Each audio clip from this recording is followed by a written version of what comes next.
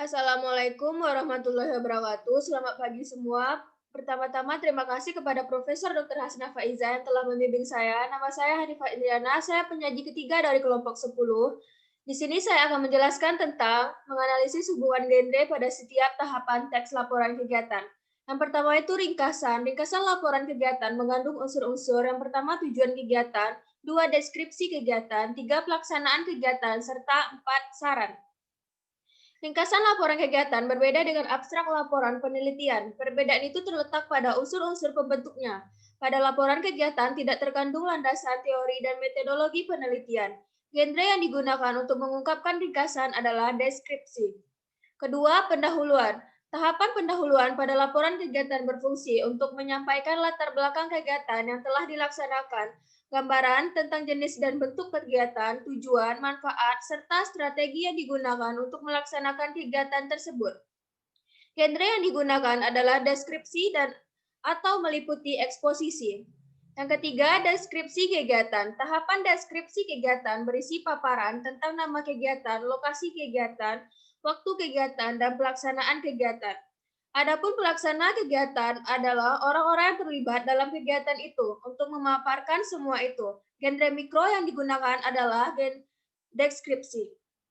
4. Pelaksanaan kegiatan. Tahapan pelaksanaan kegiatan berisi rangkaian tata cara pelaksanaan kegiatan. Tahapan ini berfungsi untuk menguraikan kegiatan yang dilakukan, strategi yang digunakan dalam melaksanakan kegiatan, kendala yang dihadapi, dan langkah-langkah yang ditempuh dalam mengatasi kendala tersebut. Yang kelima, penutup. Tahapan penutup berisi pernyataan simpulan bahwa kegiatan yang dimaksud telah dilaksanakan dengan baik dan bermanfaat. Tahapan tersebut berisi saran-saran untuk perbaikan kegiatan yang akan datang. Saran-saran ditujukan kepada peningkatan pelaksanaan kegiatan di masa yang akan datang. Saran-saran tersebut diajukan berdasarkan kendala-kendala yang dihadapi. Keenam, daftar pustaka dan lampiran. Penyajian daftar pustaka diletakkan di belakang setelah bab-bab inti. Lampiran pada laporan kegiatan juga sama dengan lampiran pada laporan penelitian. Materi yang dapat dimasukkan ke dalam lampiran pada laporan kegiatan adalah yang pertama, dokumen yang dijadikan bahan rujukan penulisan laporan kegiatan. Kedua, surat-surat pendukung seperti surat izin untuk melakukan kegiatan di lokasi. Yang ketiga, rincian penggunaan dana. Yang keempat itu ada gambar atau foto.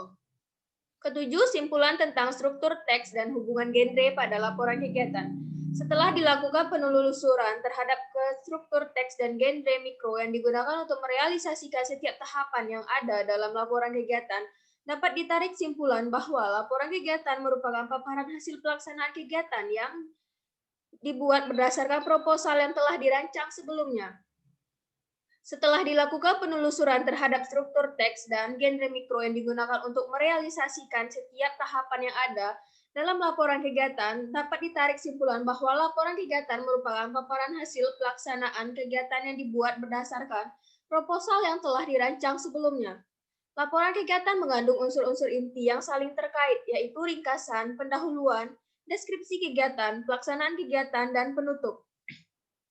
C. Menganalisis ciri-ciri akademik, manfaat, dan pihak yang diberi teks laporan. 1. Menganalisis ciri-ciri akademik teks laporan. Berikut ciri-ciri akademik teks laporan. Yang pertama ada ringkas atau padat. Laporan yang ditulis hanya berisi hal-hal pokok secara ringkas. Kedua, lengkap. Laporan berisi aspek-aspek yang diteliti atau yang dilakukan dengan didukung oleh sumber kepustakaan yang memadai. Ketiga, logis. Laporan berisi sumber atau informasi yang disertai penjelasan dengan alasan-alasan yang masuk akal. 4. Sistematis. Laporan disusun menurut struktur teks yang mengandung tahapan-tahapan yang berurutan dan dalam sistematika menunjukkan satuan-satuan yang saling berhubungan. Yang terakhir, lugas. Laporan disajikan dalam bahasa yang objektif, yang langsung menunjukkan pemecahan persoalan yang diteliti atau kegiatan yang dilaksanakan. 2. Menganalisis manfaat teks laporan. Laporan dapat dirinci menjadi laporan akhir dan laporan kemajuan. Laporan akhir adalah laporan yang disusun setelah penelitian atau kegiatan dilaksanakan.